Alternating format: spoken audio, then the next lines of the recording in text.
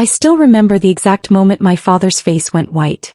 He was sitting at the bar of Magnolia Prime, the most expensive steakhouse in Charleston, South Carolina, a glass of 18-year scotch sweating in his hand, and on the television mounted above the liquor shelf there I was. Not in a uniform. Not carrying plates. Not invisible the way he always needed me to be. I was standing behind a judge's table on national television, and the host was saying my name like it meant something. Like I meant something. He didn't move for a full 30 seconds. I know because the person sitting next to him later told me everything. But before I get to that night, I need to take you back to where this story really starts. Back to a Tuesday in March when I was 29 years old, standing in the break room of Harbor and Vine restaurant, holding a letter that was about to change the entire trajectory of my life. And the only people I wanted to tell were the same people who had spent years making me feel like I wasn't worth telling anything to. My name is Lily Harrington. I'm 30 years old. I've been a waitress, a line cook's assistant, a prep chef, a sous chef, and eventually, though my family never bothered to keep track, the head pastry chef at one of the most celebrated farm-to-table restaurants on the South Carolina coast. I didn't go to culinary school. I didn't have a degree framed on a wall or a title that fit neatly into a sentence at dinner parties. What I had was 12 years of showing up before dawn, burning my hands on sheet pans, learning from every chef who would let me stand close enough to watch, and building something real out of nothing but stubbornness and love for the craft. My family called it waitressing. Every single time without fail for 12 years they called it waitressing. Now if this story already speaks to something you've felt before, I want to ask you to take a second and hit that subscribe button and leave a comment below telling me where you're watching from. I read every single one. And trust me, you're going to want to stay for what happens next. Let me take you back to that Tuesday in March. The letter arrived at the restaurant, addressed to me specifically on letterhead I didn't recognize at first. I had to read the return address twice. The James Beard Foundation. I stood in that break room with flowers still on my forearms and read the words so many times the paper started to blur. I had been nominated as a semi-finalist for the James Beard Award in the category of Outstanding Pastry Chef in America. The ceremony would be held in Chicago, Illinois. It was one of the most prestigious honors in the American culinary world. Chefs spent entire careers never receiving so much as a nomination. I set the letter down on the break room table and just breathed for a minute. Then, because I am apparently someone who never learns, I picked up my phone and called my mother. She answered on the third ring, slightly distracted the way she always was when she answered my calls, like she was doing two other things and picking up was the lesser priority. "Lily, honey, I'm just finishing up with Blythe's fitting. You know the gala is next weekend." Her voice had that particular warmth she reserved for conversations about my sister. A warmth that shifted down several degrees the moment she remembered she was talking to me instead. Blythe Harrington is my older sister by 4 years. She is a corporate attorney at one of Charleston's oldest and most respected firms. She is beautiful in the kind of way that gets noticed in rooms, polished and deliberate, always wearing the right thing and saying the right thing and being exactly what our parents needed her to be. My father, Douglas Harrington, built his entire identity around being Blythe's father. He introduced himself that way at parties sometimes, half joking, not joking at all. "Mom," I said, "I have some news. I got nominated for a James Beard Award." There was a pause. A long one. The kind that has texture to it, the kind where you can feel the person on the other end deciding how much enthusiasm the situation requires. "Oh," she finally said. "Is that a cooking thing?" "A cooking thing." I closed my eyes. "It's one of the highest honors in the culinary industry, Mom. The ceremony is in Chicago in June. I was hoping the family might want to come." Another pause. "Honey, June is very busy. Blythe has the Morrison case wrapping up and your father has his club tournament. We'll try, but I can't promise anything." She said it the way people say things they have already decided. "We'll try" was her version of a closed door with a polite note taped to it. I should have left it there. I should have learned by then. But I asked her to mention it to Dad and she said she would, and I spent the rest of that Tuesday afternoon telling myself that maybe this time would be different. It wasn't. Dad called me 3 days later, which was already unusual enough to make my heart lift for exactly 4 seconds before he spoke. "Lily, your mother mentioned some chef award." He said chef the way some people say hobbyist. "I just want to make sure you're not getting distracted from thinking seriously about your future. You're almost 30. The restaurant industry isn't stable. Blythe just made senior associate, you know. Now that's a career with a trajectory. I pressed my back against the wall of my apartment and stared at the ceiling. Dad, I've been in this industry for 12 years. I run the pastry program for an award-winning restaurant. I've been featured in Charleston magazine twice. This nomination is national recognition from the most respected culinary organization in the country.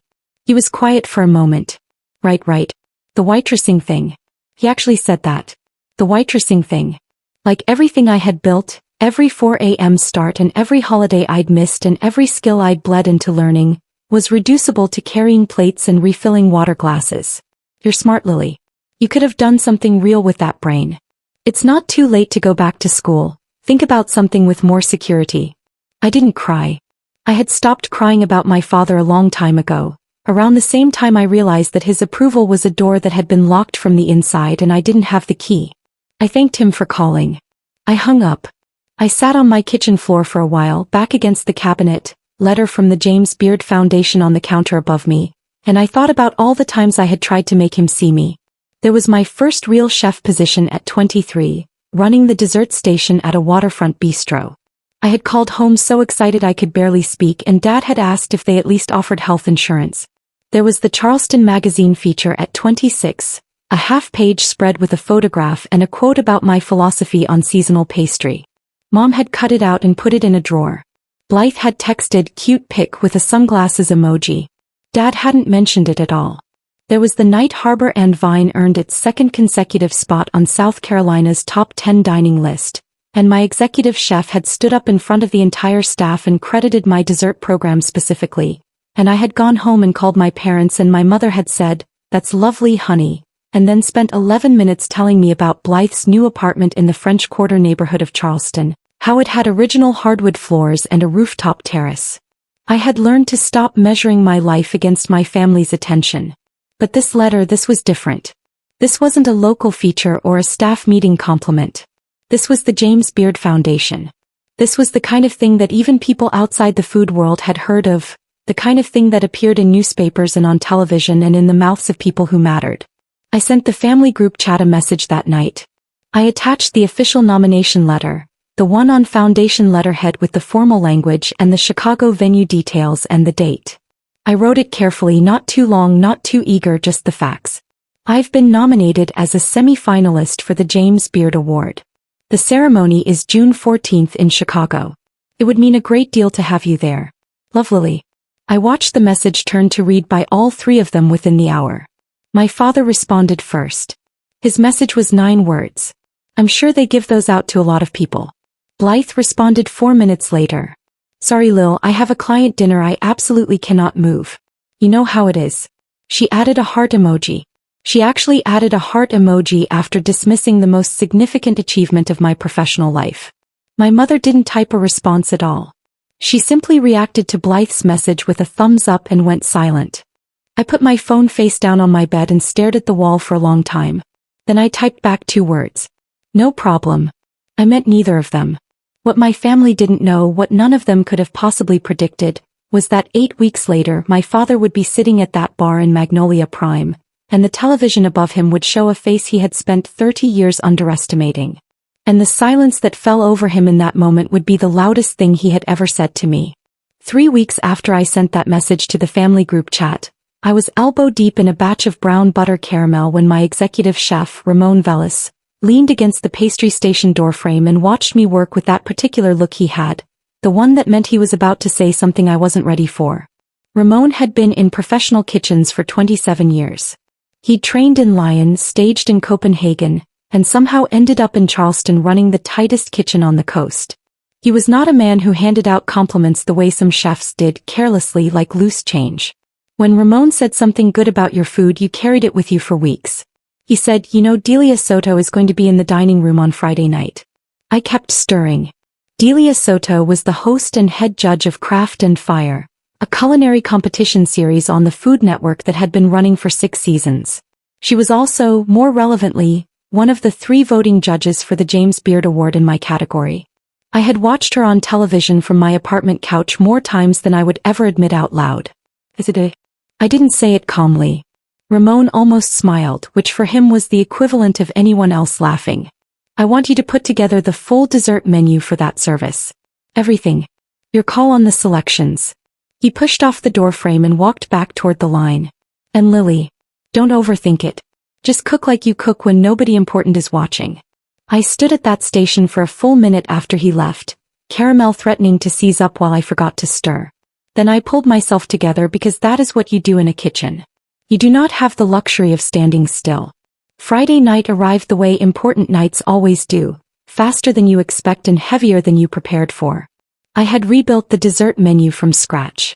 A dark chocolate tart with smoked sea salt and a sorghum caramel, roasted peach panna cotta with a cornmeal tuile, a brown butter olive oil cake with whipped ricotta and a compressed strawberry, and a small plate I called a mignardize, 5 tiny bites, each one built around a single local ingredient I had sourced from farms within 30 miles of the restaurant. It was the most personal menu I had ever put on a table. Delia Soto ordered every dessert on the menu. I know because our server, a woman named Claire who had worked at Harbor and Vine longer than anyone, came back to the pastry station 3 times with updates. First to say she'd ordered the tart and the panna cotta. Then to say she'd added the olive oil cake. Then to say she'd asked if the chef who designed the dessert program would be willing to come out. I wiped my hands on my apron, untied it, put on a clean one and walked out into the dining room. Delia Soto was smaller in person than she seemed on television. She had silver-streaked hair and dark eyes that catalogued everything about a room in the first 5 seconds. She stood up when I approached, which nobody does for pastry chefs, and she shook my hand with a firmness that meant something. She said, I have been eating in restaurants my entire adult life and I cannot remember the last time a dessert menu made me feel like someone actually had something to say. This does. You do. I thanked her. I said something about the local sourcing, about trying to make desserts that tasted like the place they came from. She listened the way very few people listen, fully without waiting for her turn to speak. Before she left, she pressed a business card into my hand and told me to reach out to her assistant the following week. She didn't explain why. She just said, I think you should. I went back into the kitchen and finished the service. I didn't tell anyone what she'd said. I wasn't ready to say it out loud yet, wasn't ready to watch it become real and then possibly disappear. That weekend, I drove the 40 minutes to my parents' house in Mount Pleasant for Sunday dinner, the monthly obligation I had maintained for years out of some stubborn hope that the accumulated weight of showing up would eventually mean something to them. The house was the same colonial 2-story it had always been, the kind of house that announced its own success from the street, well-maintained, expensively landscaped, every exterior detail deliberate. Blythe was already there when I arrived, sitting at the kitchen island with a glass of white wine, wearing a blazer on a Sunday the way she always did, like she was always half a step away from closing a deal. She glanced up when I walked in. Oh good, you made it. She said it the way you'd say it about a neighbor you'd politely invited but hadn't actually expected. Mom was at the stove. Dad was in the living room watching a golf tournament with the volume too loud, which was his way of being present without being available. I set the bottle of wine I'd brought on the counter. Nobody acknowledged it. Dinner unfolded the way Sunday dinners at the Harrington house always did. Dad held court at the head of the table, asking Blythe questions about her cases with the focused attention of someone taking notes. Mom served and refilled and smiled at all the right moments. I ate and answered when spoken to, which was infrequently. At some point during the main course, Dad turned to me with the expression he reserved for obligatory check-ins. So Lily, how's the restaurant? Good, I said. Actually, we had a really significant guest last Friday. Delia Soto came in. Blythe looked up from her plate. Who? She's the host of Craft and Fire. It's a culinary competition on the Food Network. She's also one of the judges for my award category. Dad nodded slowly, the nod that meant he was waiting for me to finish so he could redirect. Right. The cooking award. He reached for the bread basket. You know, I was reading that the restaurant industry loses something like 60% of new businesses in the first year. You've done well to stick it out as long as you have, but you should be thinking about what comes next. Something with equity. Something you can build. I've been building something for 12 years, Dad. He waved his hand. Working in someone else's kitchen isn't building anything, Lily. It's just employment. Blythe owns a stake in her firm's next partnership round. That's building something. Blythe had the grace to look slightly uncomfortable, which was more than she usually offered. She turned her wine glass in her fingers and said, Dad, the food industry can be very lucrative if you're smart about it. That was as close to defending me as she had ever come, and it lasted approximately 4 seconds before she added, "Though Lily, you have to admit, the hours alone would exhaust most people. I don't know how you do it without burning out."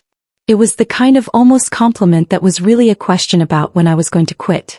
Mom patted my hand across the table. "We just worry about you, sweetheart. You deserve stability. Real stability." I looked at my mother's hand on mine and thought about the James Beard nomination letter sitting on my kitchen counter at home, and Delia Soto's business card tucked into the side pocket of my bag, and the way Ramon had looked at me after that Friday service, quietly proud in the way that people are proud when they were right about something. I thought about all of it and I said, "I know, Mom. I appreciate that." And I changed the subject. Because here is something I had learned about my family over 30 years of being their lesser daughter. Sharing good news with them before it was fully real only gave them more material. More angles of dismissal. More ways to shrink the thing you loved before you'd had the chance to hold it properly yourself. I kept Delia Soto's card to myself. I kept the phone call I made to her assistant the following Monday to myself. I kept what her assistant told me, that Delia was recommending me to the production team of a new culinary series she was developing, a limited-run competition that would air live on Food Network over 3 consecutive nights, to myself. I kept all of it locked away quietly while my family continued to live in a version of my life where I was still just the waitress who hadn't figured out her future yet. What I didn't know, sitting at that Sunday dinner table pushing my mother's pot roast around my plate, was that someone else at that table knew more than they were showing. Blythe's husband, a quiet, observant man named Patrick who had been married to my sister for 4 years and who I privately considered the only genuinely decent person in that house, had been watching me all evening with an expression I couldn't quite read. He hadn't said much, which was normal for Patrick, but as we were clearing plates and my father was already drifting back toward the Golf Channel, Patrick stopped beside me at the kitchen sink and said, very quietly, "I saw the Charleston magazine piece from last year. The long one. The one about emerging voices in Southern pastry." He handed me a dish to dry. They quoted 3 chefs. "You were the first one." I looked at him. I hadn't known anyone in my family had read that piece. He nodded once, the way people nod when they want you to know they mean it without making a production of it. Then he walked back to the dining room and resumed being invisible, which was apparently the requirement for surviving long-term in the Harrington family. I drove home that night with the radio off, thinking about Patrick's quiet moment at the sink. One small acknowledgement from the least expected corner of that table, and it had steadied something in me more than anything my parents had said in years. Sometimes the smallest recognitions from the most unexpected people are the ones that keep you standing. I held on to that thought all the way back to Charleston. I was going to need it for what was coming. The call came on a Wednesday morning while I was testing a new honey lavender tart at the restaurant before the lunch service started. Delia Soto's assistant, a sharp and efficient woman named Priya, got to the point inside of 90 seconds. The show was called The Final Course. 6 chefs, 3 live episodes, 1 winner. The format was unlike anything currently on food television. No elimination rounds, no dramatic cliffhangers between weeks.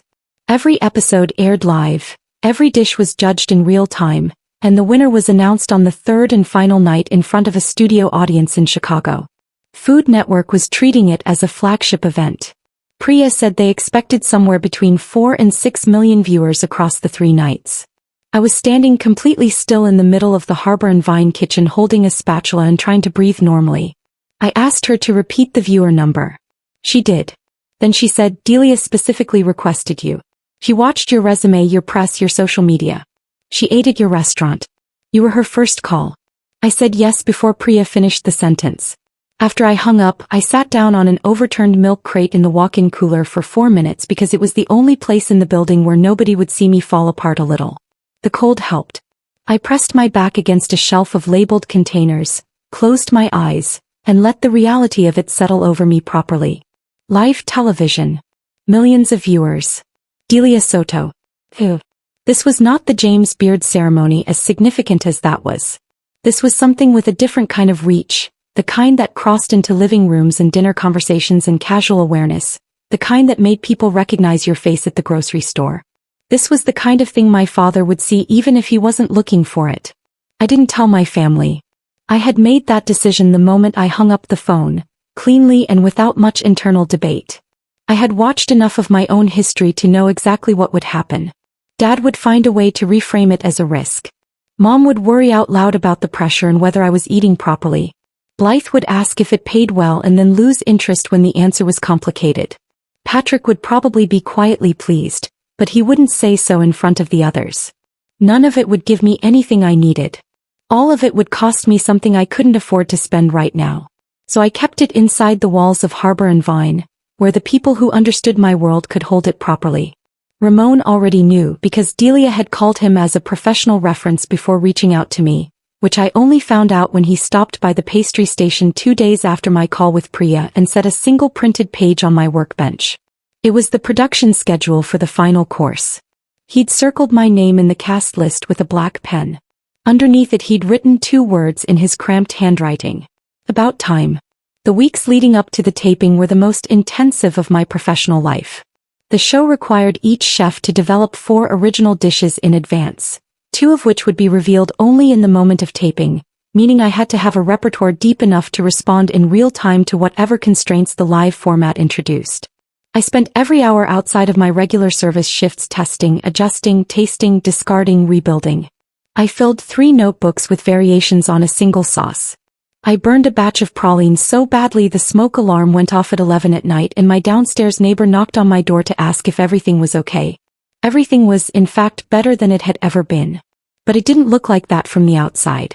From the outside, I was still just Lily Harrington, the Harrington daughter who worked in a restaurant. I knew this because my mother called me on a Thursday evening in early May and led with, "Honey, Blythe tells me you've been working extra shifts and you look tired. You need to take care of yourself." I didn't correct the extra shifts part. Let them think what they already thought. It required less energy than the truth. That same week, without planning to, I crossed paths with my sister at a coffee shop on King Street in downtown Charleston.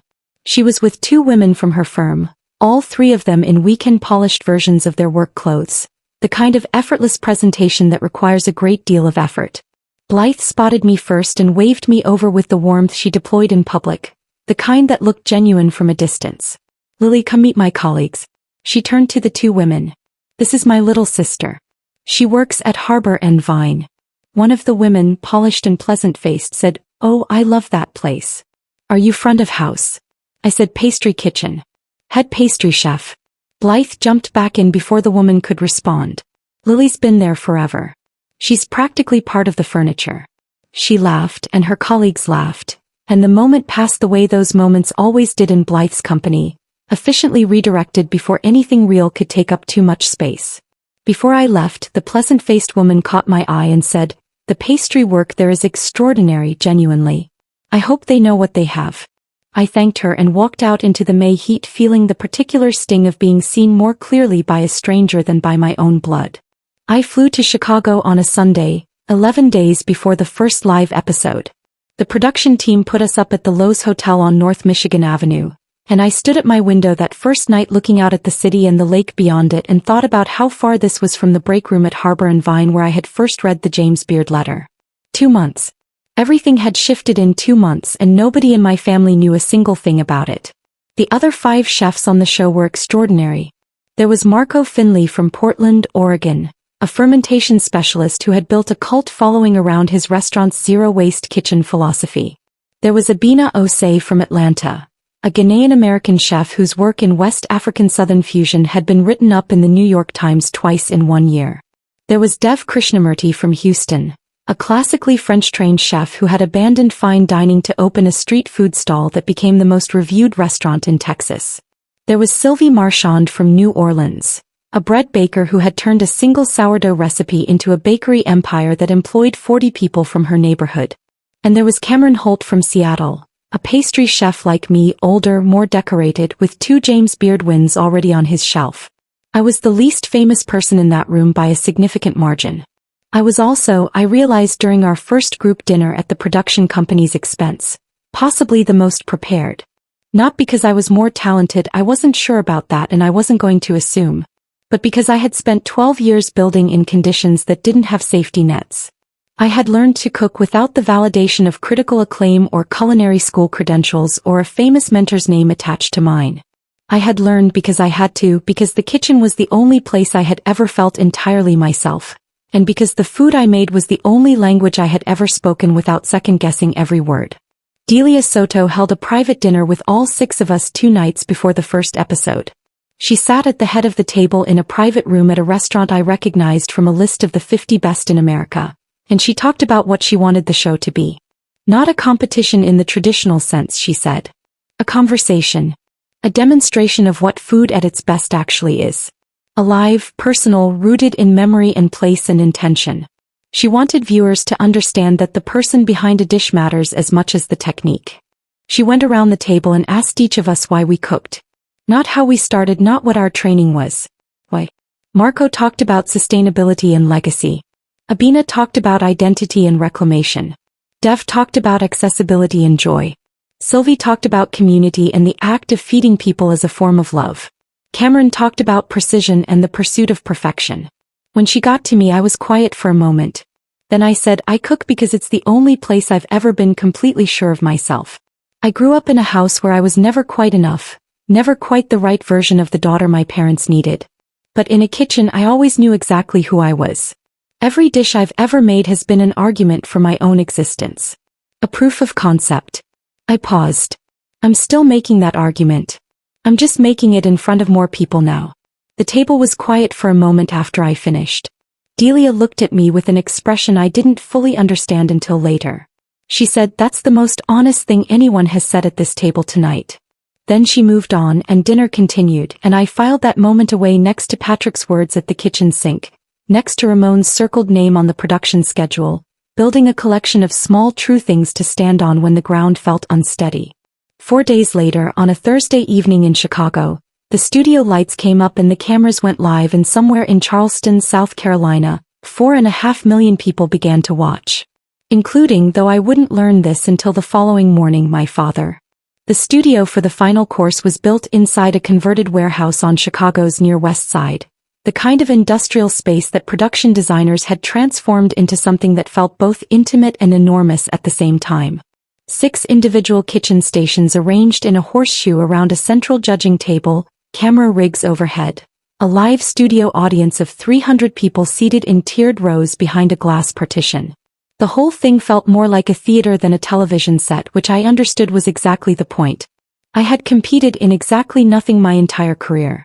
No culinary school competitions, no regional cook-offs, no televised challenges. Every skill I had was built in the context of service, of feeding real people on real nights, not performing under artificial pressure for a panel of experts. Standing at my station on that first live night, watching the floor director count down on his fingers, I reminded myself of that deliberately. I had done the harder thing for 12 years. I could do this for 3 nights. The first episode's challenge was rooted in memory. Each chef was asked to create a dish that represented a turning point in their culinary life. Something personal, something true. The judges would score on technique, creativity, and what Delia called emotional coherence, whether the food actually communicated what the chef said it was trying to say. I made my grandmother's sweet potato pudding reimagined as a composed plated dessert. My grandmother on my mother's side, a woman named Cecile who had died when I was 19, was the first person who ever put me in a kitchen with real intention. She grew up in rural Georgia, cooked entirely from instinct and memory, and made a sweet potato pudding every Thanksgiving that I had spent 15 years trying to reconstruct from sense memory alone because she never wrote it down. She was also, not coincidentally, the only adult in my childhood who looked at me the way Delia Soto had looked at me in that hotel dinner room. Like I was entirely worth paying attention to. I built the dish around that. Sweet potato custard with a brown sugar crust, a warm spiced butter sauce, a single candied pecan tuile balanced on top, and underneath everything, hidden until the spoon broke through, a layer of molasses caramel that hit the palate exactly the way memory does, unexpected and completely inevitable at the same time. When the judges tasted it, Delia set her spoon down and looked at me across the studio for a long moment before she said anything. She said, "This tastes like grief and gratitude at the same time. That's an extraordinarily difficult thing to put in a dessert. I don't know how you did it." Her score was the highest of the night. I didn't sleep well after the first episode. Not from nerves exactly, more from the sensation of having said something true in a very large room and not yet knowing how it would land in the world outside those walls. I lay in my hotel room listening to the city outside my window and thought about Cecile, about her kitchen in rural Georgia, about the way she used to stand at her stove with the absolute authority of someone who had never needed anyone to tell her she was doing it right. I thought about how long it had taken me to understand that she had given me that same thing without ever naming it. The second episode aired the following Tuesday. The challenge was technical, a structured round where each chef had to execute a classical preparation with a single modern reinterpretation element. My classical anchor was a Charlotte Royale, the layered Bavarian cream dessert that had been a showpiece of French pastry for over a century. My reinterpretation was built around Carolina gold rice, a heritage grain native to the South Carolina lowcountry that had been nearly extinct before a group of small farmers brought it back. I made a rice milk Bavarian with a muscadine grape jelly layer and a jasmine-scented cream, wrapped in thin slices of a muscadine Swiss roll I had spent 4 days perfecting. It was the most technically demanding thing I had put on a plate in my career. It was also, I realized as I plated the final portion with 30 seconds to spare, the first time I had ever made something that belonged entirely to where I came from. Not influenced by where I came from. Actually of it, rooted in it, inseparable from the specific geography and history of the South Carolina coast. Cameron Holt, the Seattle pastry chef with 2 James Beard wins, leaned over during the brief break between plating and judging and said quietly, "That's the best thing I've seen in this competition, and I've won this competition twice." I didn't know what to say, so I said thank you and looked straight ahead and pressed my thumbnail into my palm so I wouldn't cry on national television. The judges scored the second episode. Going into the third and final night, I was leading by a margin narrow enough that any of the top 3 chefs could win. Abina from Atlanta was half a point behind me. Cameron was a full point behind her. The final night would decide everything. Back in Charleston that same Tuesday evening, my father was doing what he always did on weeknights, sitting in the living room of the Mount Pleasant house with the television on and his laptop open, dividing his attention between financial news and whatever was on in the background. My mother was reading in the armchair across from him. Blythe had texted earlier that she and Patrick were staying in that night, which meant nothing in particular. This is the part 1 no from multiple sources, because several things happened simultaneously that night that I only assembled into a complete picture afterward. My mother was the one who noticed first. She looked up from her book because the television had switched to a Food Network commercial break and the preview reel for the upcoming episode included a shot of me at my station. A quick flash, 3 seconds at most, my face in profile under the studio lights, focused and completely in my element. He said, "Douglas." Her voice was careful, the way voices get when something doesn't make immediate sense. He said it again. "Douglas, look at the television." My father looked up from his laptop. The commercial break had ended and the second episode was resuming, and there I was, full frame, standing at my station in a white chef's coat with my name printed on the breast pocket, Lily Harrington, Charleston, South Carolina, right there on the screen for anyone to read. The camera held on my face for a long moment while Delia introduced the technical challenge, and my expression was something my father had apparently never seen on me before. Certain. Completely unafraid. He didn't move. My mother told me later that she spoke to him twice and he didn't respond, just sat there with his laptop forgotten and his reading glasses pushed up on his head staring at the screen like he was watching something he needed to understand from the beginning. He watched the entire episode. Both of them did. Meanwhile, Blythe and Patrick were having dinner in their apartment on the other side of the city when Patrick, who had apparently been following the show since the first episode without mentioning it to anyone, looked up from his phone and said, "Your sister is about to win this thing, I think." Blythe put down her fork. "What?" He turned his phone around to show her. He'd been watching the live stream on the Food Network app. Blythe stared at the screen for a long moment and then picked up her own phone and opened the same app, and neither of them said anything for the rest of the episode. What happened on social media that night was something I was entirely unprepared for. The moment the judges announced my second episode score and my name moved to the top of the leaderboard, the Food Network's production account posted a graphic on Instagram. Lily Harrington of Harbor and Vine in Charleston, South Carolina, leads going into the final course finale. It tagged the restaurant. It tagged the city. It got 17,000 likes in the first hour. A food writer named Garrett Oakes, who had a significant following on Twitter, posted a thread about my background that I hadn't known he was writing. He ended the thread with a single sentence that got shared thousands of times about refusing to let other people's definitions of success become your own. I didn't see any of this until the next morning. I had turned my phone off after the episode, a habit from service work, the discipline of not carrying the night home with you.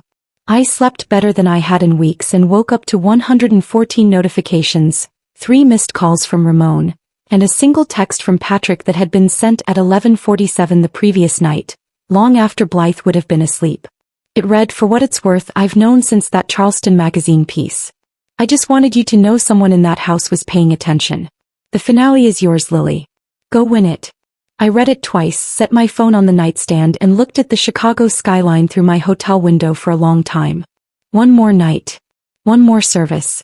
Everything I had built over 12 years coming down to a single final plate in front of 4.5 million people. I thought about my father sitting in that living room going still in front of the television.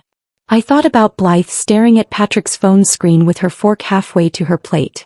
I thought about everything they had called me, everything they had failed to see, and everything I had quietly become in the spaces they never bothered to look. Then I got up, ordered coffee from room service, and started thinking about what I was going to cook.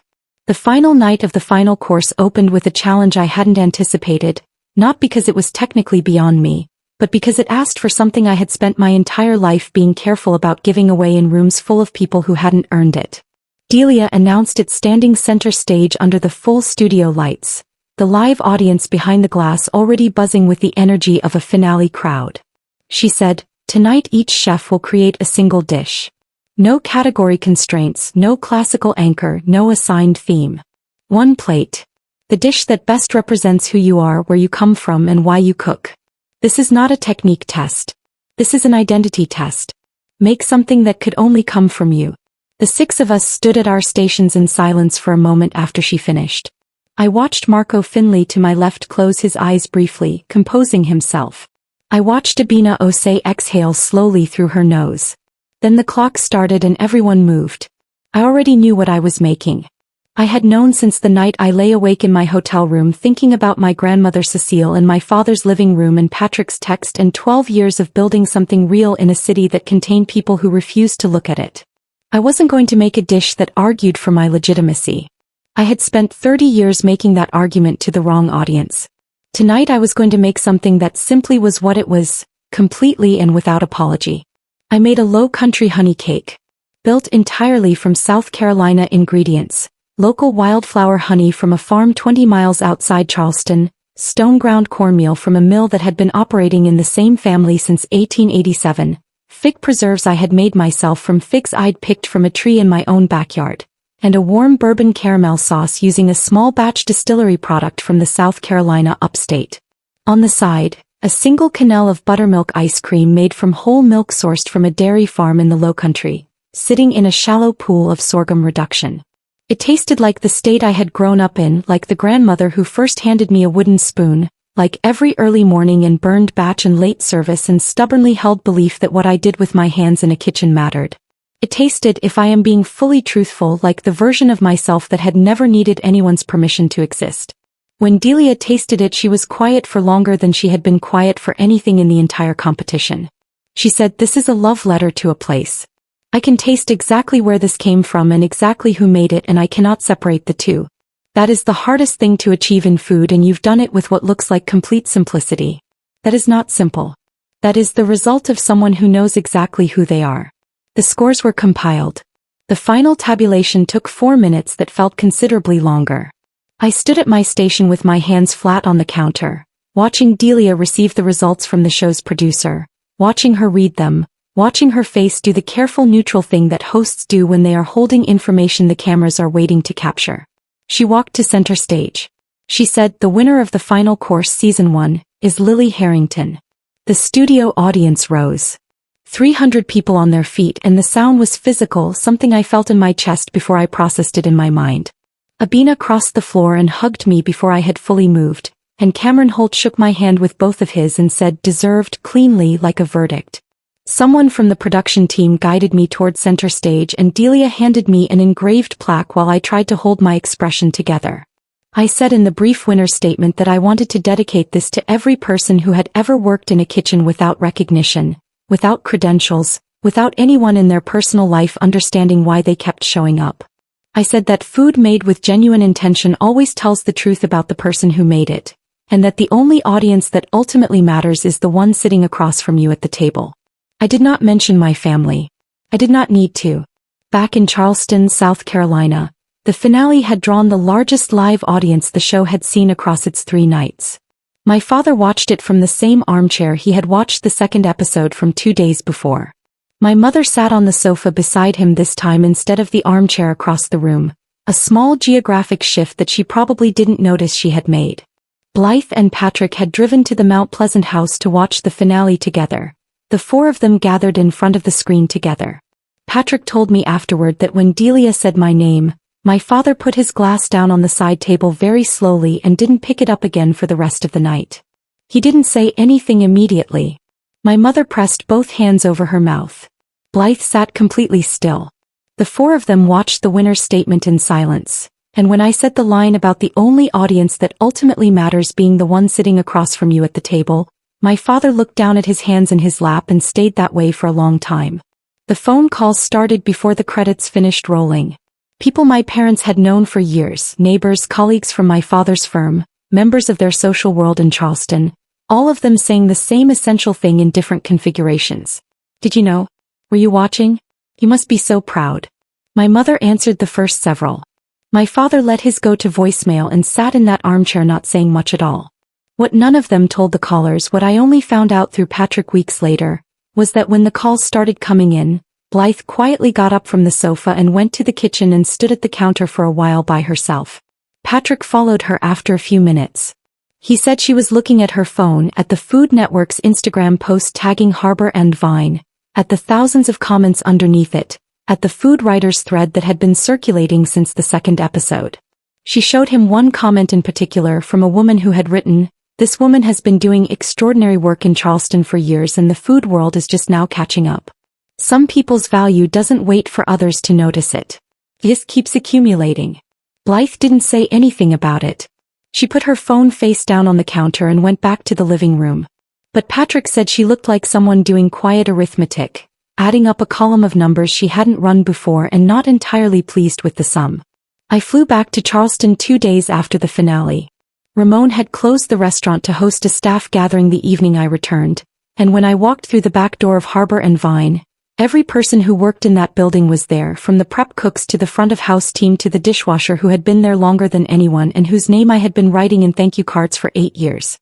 They had hung a banner across the pastry station that said, "Simply we knew."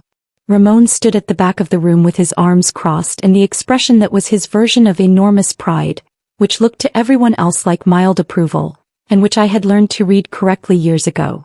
I stood in that kitchen surrounded by the people who had watched me work and had never once called it waitressing, and I felt something settle in my chest that I hadn't realized had been unsettled for a very long time. My mother called that evening. I answered. She said, "Lily, we watched the whole thing." Her voice was different from its usual register, quieter, stripped of the particular performance quality it carried when she was managing a conversation toward a predetermined conclusion. He said, "I didn't know. I want you to know that I didn't know how much we didn't know. I'm not sure that's a good enough thing to say, but I don't have a better one right now." I told her I appreciated her calling. I told her I wasn't ready for a larger conversation yet, but that I wasn't closing a door.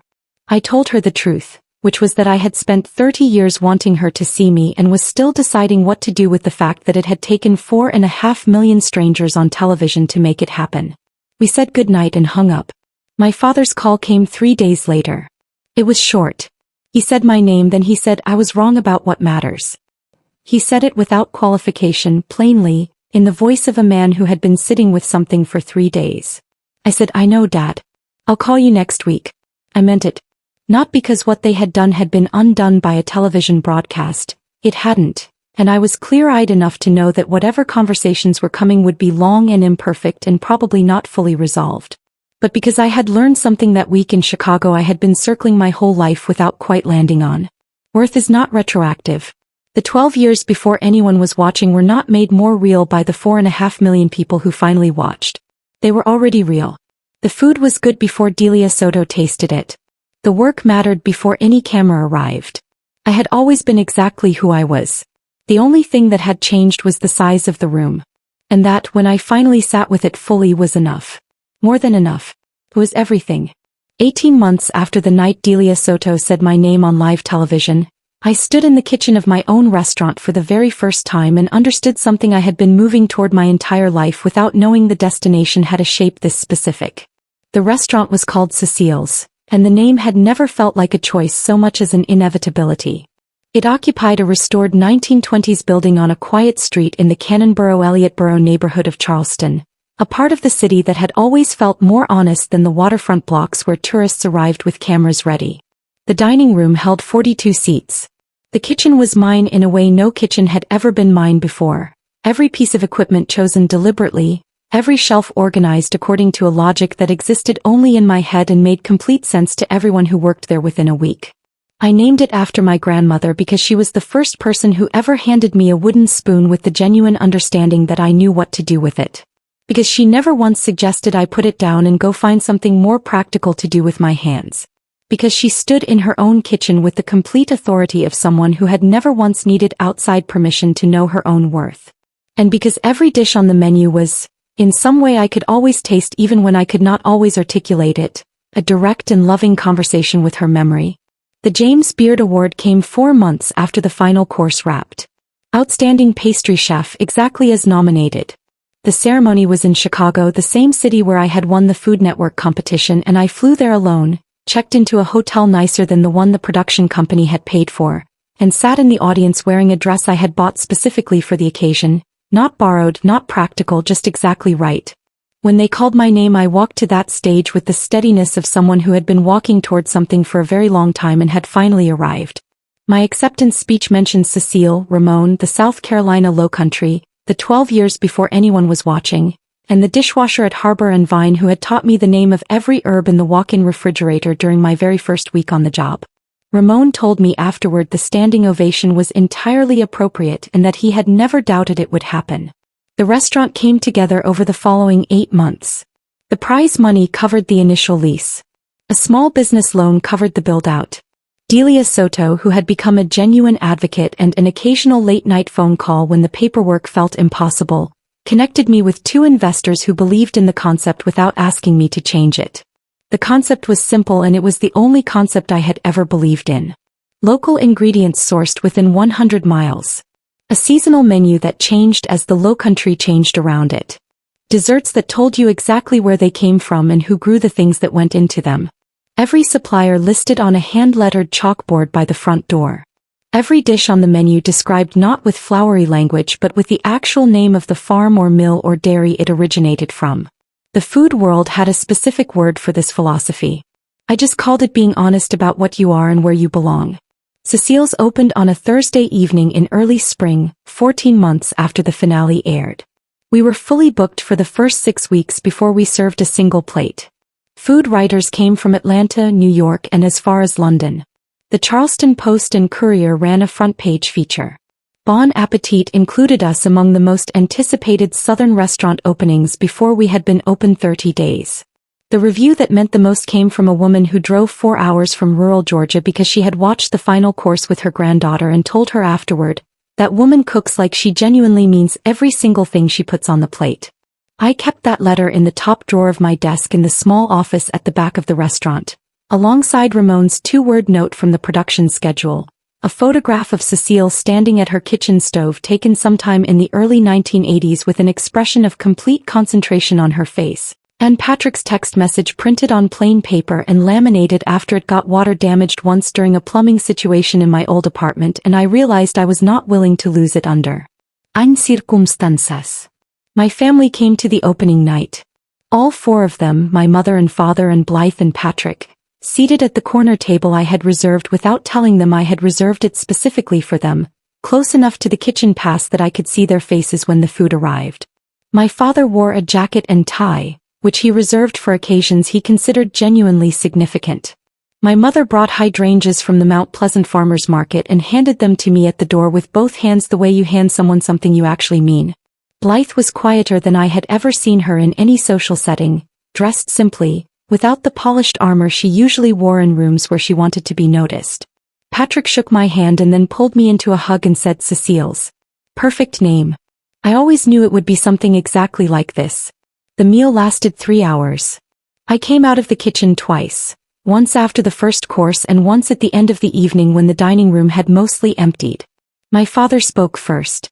He looked around the room at the chalkboard by the door with the farm names, at the open kitchen visible through the pass, at the 42 people who had chosen to spend their Thursday evening here, and he said, "You built this." Not a question. It was a man doing the same arithmetic Patrick had described Blythe doing in her kitchen 18 months earlier, adding up a long column of numbers he had refused to run for 30 years and finally arriving at the sum that had always been there. I said, "Yes. I built this." His jaw was tight the way it gets when someone is holding something difficult and deciding whether to say it. Then he said, "I called it waitressing for 12 years. I owe you more than an apology for that, and I know it. I just needed to say it out loud in the place you built so it was real." I looked at my father across the table in the restaurant bearing my grandmother's name and felt something I had not anticipated, not triumph, not vindication, but something quieter. The specific grief of understanding that some distances close slowly and imperfectly and not entirely, and that this was still worth something. That he had come and that he had said those words out loud in the room I had built, and that I could choose what to do with that. I told him I heard him and that it mattered. Then I went back to my kitchen because the final dessert courses still needed to go out and my sous chef was looking at me through the pass. Some things do not wait, even on evenings that matter. Blythe called 2 days after the opening. She said she had spent a long time measuring me against a version of success she had been handed and never examined. She said she was wrong to call my work small and wrong to make me feel like what I had built did not count.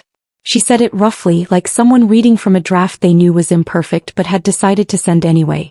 I was glad she had not turned it into something airtight. I told her I was not interested in cataloging 30 years because I did not want to live in that ledger anymore. What I wanted was something simpler and harder than an apology. I wanted to start from an honest place, no performance, no measuring, just two women who shared a family deciding whether they wanted to actually know each other. She said she would like that. She said she would probably be bad at it at first. I told her I would probably be bad at it too and that we could work through it together regardless. I do not know yet exactly what happens next between my family and me. I am 30 years old, running a restaurant that carries my grandmother's name in the city I have always loved. Some mornings I arrive before the staff and stand at the pastry station while the kitchen is still quiet and the morning light comes through the east window, and I think about everything that had to be built before any of this became visible to anyone watching. 12 years before anyone outside that kitchen was watching. 12 years of arriving before dawn and leaving after midnight and being called the wrong thing by the very people who were supposed to know me best. 12 years of building something real in the only language I had ever trusted completely. And then a nomination letter on cream-colored paper sitting on a break room table, a television camera in a Chicago studio, a woman named Delia Soto who tasted my food and saw something genuinely real in it, and a room full of 300 strangers who rose to their feet. I have thought about what it means that my father needed a national broadcast to see what had been in front of him for 3 decades. I have arrived somewhere that is not quite forgiveness and not quite acceptance but lives honestly in the territory between them. A place where I can hold both the grief of what was missing for 30 years and the solid reality of what exists now at the same time, without needing to force them into a single cleaner and more convenient feeling. The restaurant is full tonight the way it has been full since we opened. Every 42 seats taken, reserved weeks in advance by people who made a deliberate choice to come here.